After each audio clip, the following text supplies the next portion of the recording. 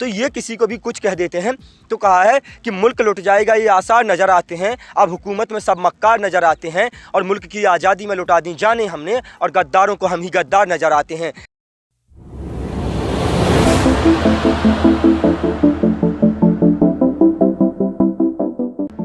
नमस्कार दोस्तों, मैं सुमित यादव मौजूद हूँ गाज़ीपुर बॉर्डर पर, और लगातार कोशिश मेरी कि आपको किसान आंदोलन की तस्वीरें दिखा सकूं और कुछ लोगों से बात करके उनकी बात आप तक पहुंचा सकूं। दोस्तों मौजूद हूँ यहाँ पे बैरिकेडिंग लगातार आप देख पा रहे होंगे, पहले भी तस्वीरें बैरिकेडिंग की आपने देखी होंगी। यहाँ से करीब 200-250 मीटर दूर स्टेज से किसान नेताओं का संबोधन किसान नेताओं के नाम। तो सर तो हमारे साथ मौजूद है इमरान भाई। इससे पहले भी आपने इनकी वीडियो देखी होगी, सुना होगा इन्हें। आज फिर से इनसे बात करेंगे और समझेंगे कि क्या तस्वीर, आगे की क्या तैयारी हो रही है। तो सर गर्मी बहुत बढ़ रही है, गर्मी बढ़ चुकी है, अभी हम लोग देख रहे हैं कि यहाँ पे लोग भी कम नज़र आ रहे हैं। तो क्या वजह है उसकी, और आगे का कैसे आप प्लानिंग कर रहे हैं, गर्मी में कैसे गुजारा होगा?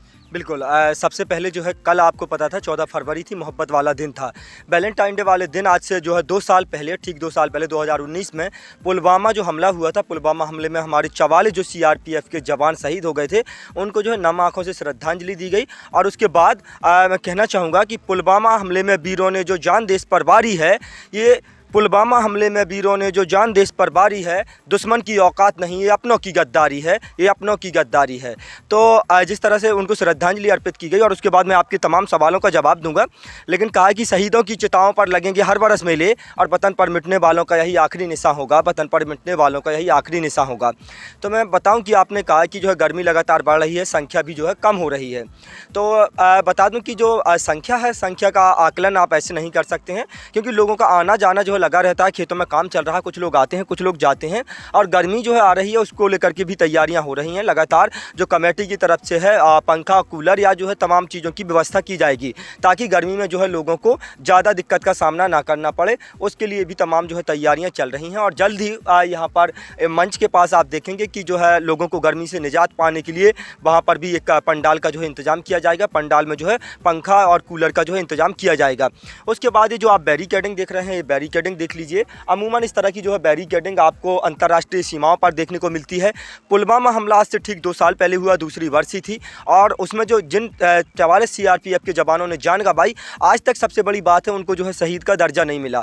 उनके परिवार वाले दर बदर भटक रहे हैं, कहने को तो वो शहीद हैं, लेकिन शहीद का दर्जा उन्हें आज तक नहीं मिला है। अगर मैं कह देना चाहता हूँ, सरकार ने जो शासन प्रशासन की तरफ से जितनी चाक चौबंद व्यवस्था यहाँ की गई है, अमूमन इस तरह की जो कोबरा वायर इसको कहते हैं, ये कोबरा वायर, कटीले तार, नुकीले कीले लगाए गए। उसके बाद जो है 3-3 राज्यों की पुलिस है, दिल्ली, हरियाणा, यूपी राज्यों की पुलिस है, रैपिड एक्शन फोर्स के जवान हैं, और जो है पैरामिलिट्री फोर्सेस के जवान हैं। लगातार ड्रोन से निगरानी रखी जा रही है। ये दिल्ली का गाजीपुर बॉर्डर है, जो एक राज्य से दूसरे राज्य की सीमाओं को आपस में जोड़ता है। अगर वाकई इसी तरह की सुरक्षा व्यवस्था, चाक चौबंद व्यवस्था अंतर्राष्ट्रीय सीमाओं पर, चाइना पाकिस्तान के बॉर्डर पर अगर शासन प्रशासन ने की होती, सरकार ने की होती, तो शायद जिनकी हम बरसी कल मना रहे थे वो ना मना रहे होते। और जी सर अगला सवाल, हाँ, कि यहाँ पे 200 से ज़्यादा लोगों की शहादत हुई। हाँ, कल आपने बरसी भी मनाई उन पुलवामा के जो शहीद थे, उन सैनिकों की, और यहाँ पे भी किसान 200 से ज़्यादा शहीद हो चुके हैं, और उनकी जिम्मेदारी कौन लेगा? क्योंकि हरियाणा के कृषि मंत्री तो कह चुके हैं कि लोग वैसे भी मरते थे, अभी भी मरे, तो उसमें क्या हो गया? बिल्कुल, ये बहुत शर्मनाक बयान है हरियाणा के कृषि मंत्री का। उन्होंने जिस तरह से जो है बयान दिया है, ये पूरी तरह से जो है चिंताजनक है, निंदनीय है, शर्मनाक है। उनको बिल्कुल भी बोलने में तक शर्म नहीं आई। उन्होंने कह दिया ये नेचुरल मौत है, वो तो घर में रहते तो भी मरते। उनको ये शर्म नहीं आई कि इतनी कड़कड़ाती ठंड में जो किसान जो है खुले आसमान के नीचे रह रहे थे, उनकी जो नेचुरल मौत उसको कह रहे हैं ये ठंड की वजह से मौत हुई है। अगर वो लोग यहाँ नहीं आते तो आराम से अपने बिस्तरों में, जो है अपने रजाई गद्दों में, अपने घर में आराम से हीटर में जो है सो रहे होते, वो यहाँ आकर के उनकी मौत हुई है। इसको नेचुरल मौत कैसे कह सकते हैं हरियाणा के कृषि मंत्री? तो ये किसी को भी कुछ कह देते हैं। तो कहा है कि मुल्क लुट जाएगा ये आसार नज़र आते हैं, अब हुकूमत में सब मक्कार नज़र आते हैं, और मुल्क की आज़ादी में लुटा दी जाने हमने, और गद्दारों को हम ही गद्दार नज़र आते हैं। इसी तरह से सरकार लगातार जो है जिन चीज़ों को कृषि मंत्री का ये बयान, कृषि मंत्री का ये पूरी तरह से जो बयान है अशोभनीय है। ये इसको किसी भी तरह से जायज़ नहीं ठहराया जा सकता है। पिछले 81-82 दिन में जो भी हुआ वो हुआ, उस पर हम लोगों ने चर्चा भी करी, पहले भी करी, कई बार चर्चा अपनी वीडियोस में कर चुका। लेकिन सर आगे क्या होगा? क्योंकि आगे की कोई दृश्य नज़र नहीं आ रहा, कोई उम्मीद नज़र नहीं आ रही, कोई आशा नज़र नहीं आ रही है। बिल्कुल बता देता हूँ कि आज जो है 80-82 दिन इस आंदोलन को लगभग चलते हो गए हैं और इस आंदोलन ने तमाम उतार चढ़ाव देखे। 28 जनवरी को जो हुआ सबने देखा। 28 जनवरी को लग रहा था ये आंदोलन आज जो है समाप्त हो जाएगा। उसके बाद जो है ये आंदोलन आगे की रणनीति बता रहा हूँ। आगे की रणनीति ये होगी कि जिस तरह से हमें 80-82 दिन हो गए हैं बैठे हुए, सरकार नहीं सुन रही है, तो इसी तरह से खामोश बैठने से सरकार नहीं सुनेगी। आगे की जो रणनीति होगी 18 फरवरी को आपको पता है रेल रोको अभियान चलाया जाएगा। जिस तरह से 6 फरवरी को चक्का जाम किया गया था, ये बेहद शांतिपूर्ण जो है चक्का जाम था। अब रेल रोको अभियान किया जाएगा। रेल रोको अभियान के तहत जो है ये संदेश देने की कोशिश की जाएगी कि सरकार हमारी बात सुने। फिर भी अगर सरकार बात नहीं सुनती है तो तमाम हाईवे जो हैं उनको बंद किया जाएगा और जो है दिल्ली के अंदर जो सप्लाई है दूध की, सब्जियों की और जो तमाम सप्लाई है वो पूरी तरह से बंद की जाएगी। क्योंकि सरकार जिस लहजे में जो है बात सुनेगी उस लहजे में सरकार को सुनाएंगे, क्योंकि यहाँ बैठने से कोई फ़ायदा नहीं है। बैठे रहेंगे, सरकार सुन ही नहीं रही है। तो कहा है कि जो दौर चल रहा है उस दौर से बोलो, ये बहरों का इलाका है, ज़रा जोर से बोलो। तो जैसे भी सरकार सुनेगी सरकार को उस भाषा में किसान सुनाएंगे। लेकिन बस यही है कि अहिंसक तरीके से आंदोलन चलाएंगे, आगे भी चलाएंगे। अभी भी अहिंसक तरीके से चल रहा है, तो पूरी तरह से शांतिप्रिय आंदोलन चलेगा। लेकिन अगर जो है नौबत सरकार नहीं सुनती है तो सारे हाईवे को जो है, जितने हाईवे हैं जो दिल्ली आने के रास्ते हैं, सब पर जो है बंद किया जाएगा। उस पर तमाम किसान जो है आंदोलन करेंगे और जो है तमाम रूटों की ट्रेनें रोकी जाएंगी।